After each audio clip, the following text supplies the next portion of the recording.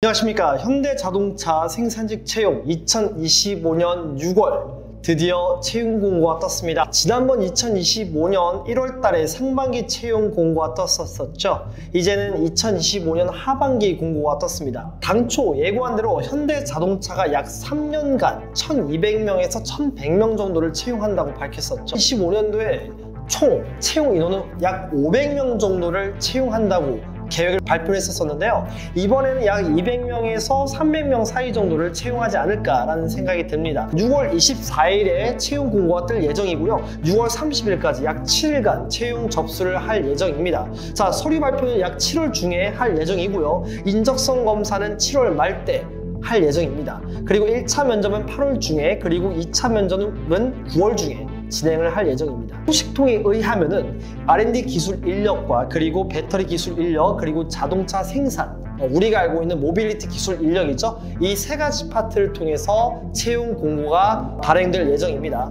먼저 해당 생산직은요, 우리가 알고 있는 생산 관리와는 조금은 다릅니다. 크게는 직접적인 생산 부분과 그리고 간접적인 생산 부분 두 가지로 나뉘고 있는데, 직접 생산 부분은 이제 완성차 생산에서의 파워트레인 생산, 그리고 간접에서는 설비 관리, 그리고 생산 관리, 그리고 품질 관리, 이 세 가지 파트로 구성이 되어 있습니다.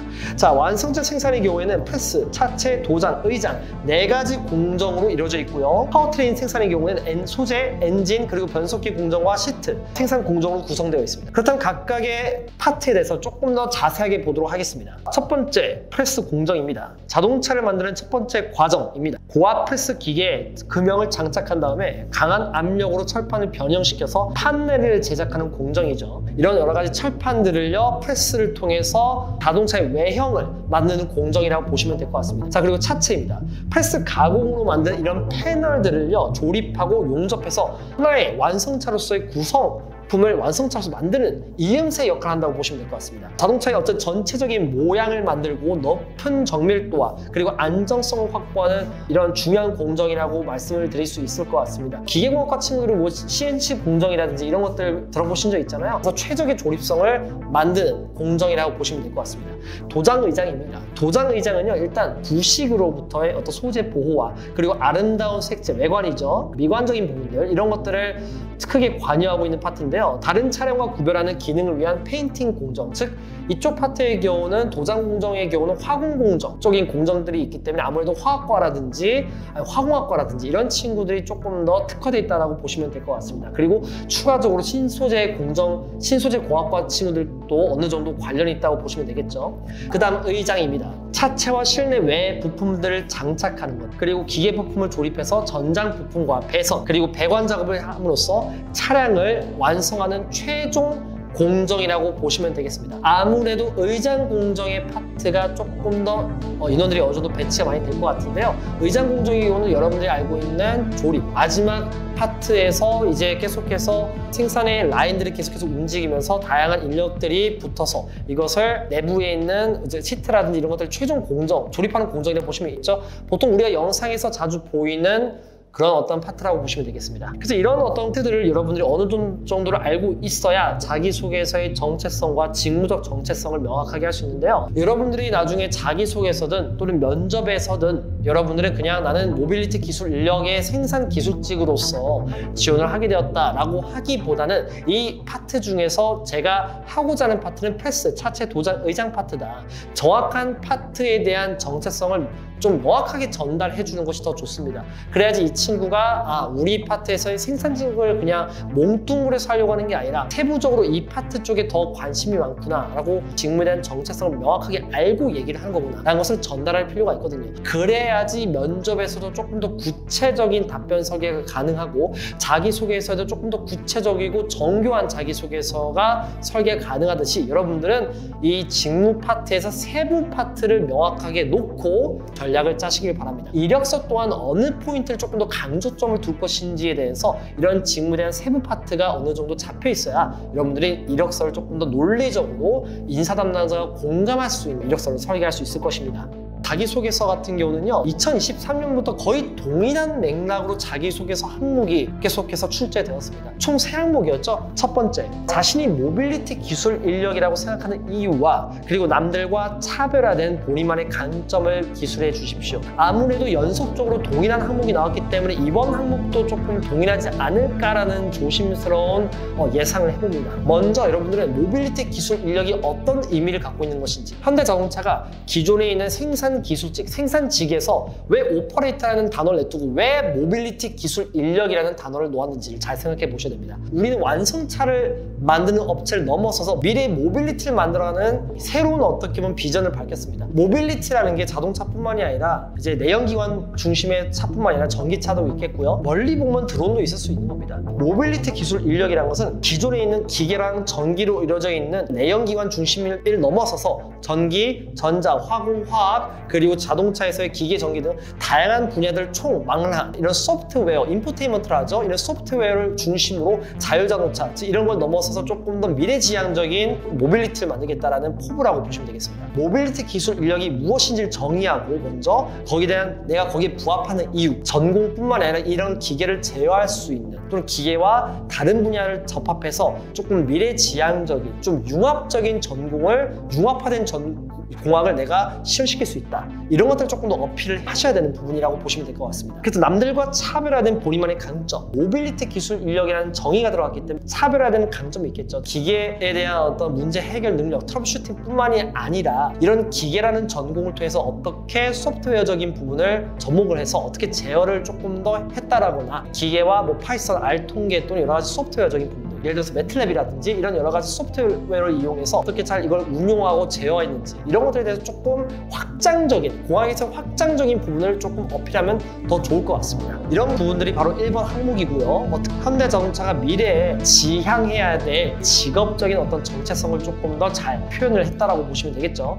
두 번째는 협업을 통해서 문제를 해결해 본 경험과 그리고 그 과정에서 느꼈던 본인의 단점, 이를 극복하기 위한 노력을 말씀해 주십시오. 아무래도 여러분들은 이 2번 항목을 조금 어려워하실 겁니다. 왜냐면 내가 갖고 있는 성격의 단점을 말씀을 드리는 데 있어서 좀 치명적이지 않을까, 어디까지 내가 밝혀야 될까라고 생각하는 부분이 있거든요. 갈등은 협업에서 항상 수반되는 개념입니다. 갈등이 없으면요, 아예 창의적인 어떤 집단지성이라든지 창의적인 아이디어 같은 것들이 전혀 나오지 않습니다. 왜냐면 봐봐요. 생산과 품질이 서로가 갈등이 있어야 납기 내 뛰어난 품질을 만들어낼 수 있는 거 아닌가요? 이런 갈등 관계가 전혀 없으면 우리는 최적화 공정을 실현시킬 수가 없는 겁니다.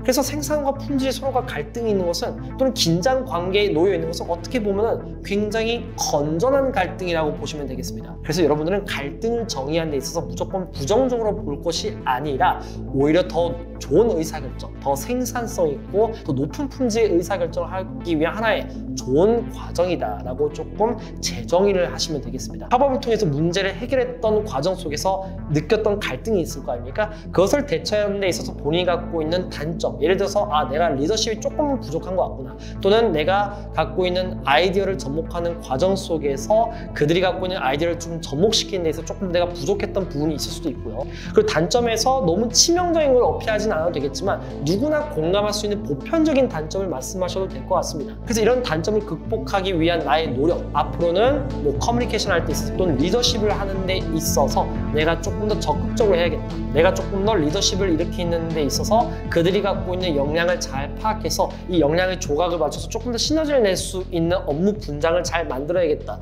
이런 어떤 느낀 점이 있을 거 아닙니까? 그런 것들을 극복하기 위한 어떤 깨달은 점과 노력을 여러분들은 제시하면 되겠습니다. 이 협업에 대해서는 다양한 사례 같은 것들도 있는데요. 그 중에서 조금 대표적으로 여러분들이 좀 차용할 수 있을 만한 예시를 드렸다고 보시면 되겠습니다. 3번, 스스로 목표를 설정해서 달성해 나가는 과정에서 겪은 어려움과 그리고 극복해낸 방법을 말씀해 주십시오. 어떻게 보면 여러분들이 갖고 있는 가장 강력한 스토리를 여기다가 넣으시면 될 것 같습니다. 캡스톤 디자인 프로젝트 또는 공모전이라든지 또는 전공 과목에서 여러분들이 했던 창의 설계라든지 또는 설계 프로젝트라든지 아니면 조금 더 어려웠던 프로젝트, 조금 유의미했던 프로젝트를 어필하시면 될 것 같은데요.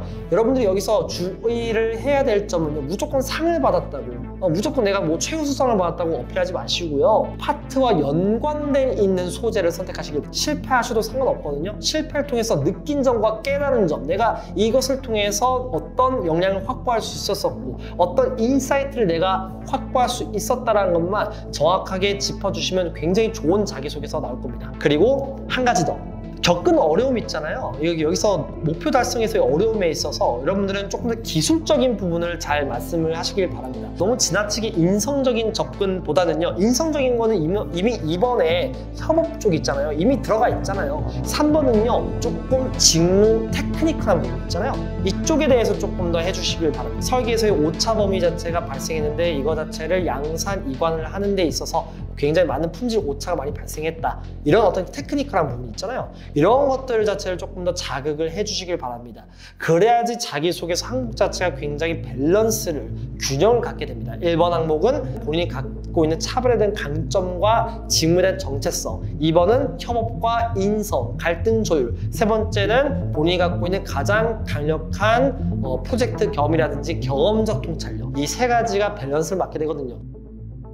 면접에서는요 1차 역량 면접 그리고 2차 인성 면접이 있습니다. 면접에서는 여러분들이 간단하게 조금 제가 팁을 드리자면은 필수적인 질문들이 있습니다. 1번 직무 지원 동기, 2번 지원 동기, 회사 지원 동기죠. 3번 직무상 강점, 약 3가지. 4번째 내가 갖고 있는 약점, 5번째 회사에 대해서 아는 대로 얘기하라. 6번 본인이 갖고 있는 성격 장점, 7번 성격 단점, 8번 생활 신조, 9번 도전했던 경험, 10번 협업을 통해서 목표를 달성했던 경험, 11번 갈등을 조율했던 경험, 12번 상사와의 충돌이 발생했을 때 어떻게 해결할 것인가, 또는 나보다 연장자인 사회적 문화적 배경이 다른 이들과 함께 협업할 때 충돌이 발생했을 때 어떻게 해결할 것인가라는 인성적인 질문들, 그리고 나머지는 전공에 대한 질문들, 뭐 기계역학, 4대 역학, 유체역학 관련된 것들,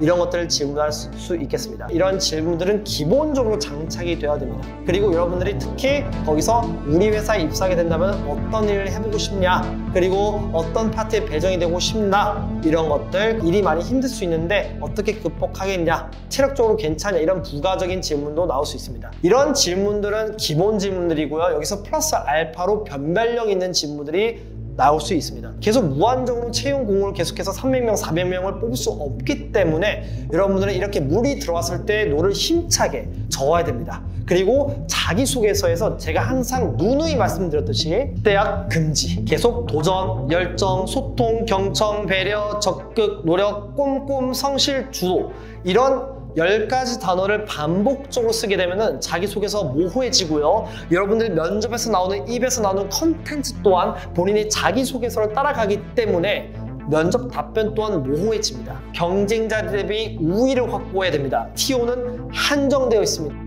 저희가 컨설팅을 하면서 또는 이제 합격자들을 저희가 취합하면서 느꼈던 인사이트가, 일단 첫 번째, 20대부터 40대까지 연령층이 조금 다양하게 분포되어 있다는 점. 이제 20대 또는 이제 마이스터고 출신들을 조금 더 우대 주는 것들도 있긴 하겠지만 아예 30대, 40대가 합격이 안 되는 건 아니라는 것을 저희가 알게 되었습니다. 자, 그리고 학력은 전문대졸이 한 150명, 160명 정도 조사를 해봤을 때요, 전문대졸 출신이 약 60명, 그리고 특성화 고졸 출신들이 54명, 그리고 대졸이 28명, 그리고 고졸이 19명 정도가 합격이 되는데요. 이 결과치가 전체를 대변해주지 못하겠지만 어느 정도 여러분들이 이 정도 합격 수는 나오는 거구나, 150명 중에서 라고 판단해 보시면 되겠습니다. 압도적으로요, 개근에서 합격이 좀 많이 나왔어요. 126명 정도가 개근이었거든요. 거기서 합격이 나왔었고, 나머지 45명은 지각, 조퇴, 결석이 있었는데도 불구하고 합격자는 나왔다 라고 보시면 되겠습니다. 그래서 여러분들이 내가 개근이 아닌데 괜찮을까요?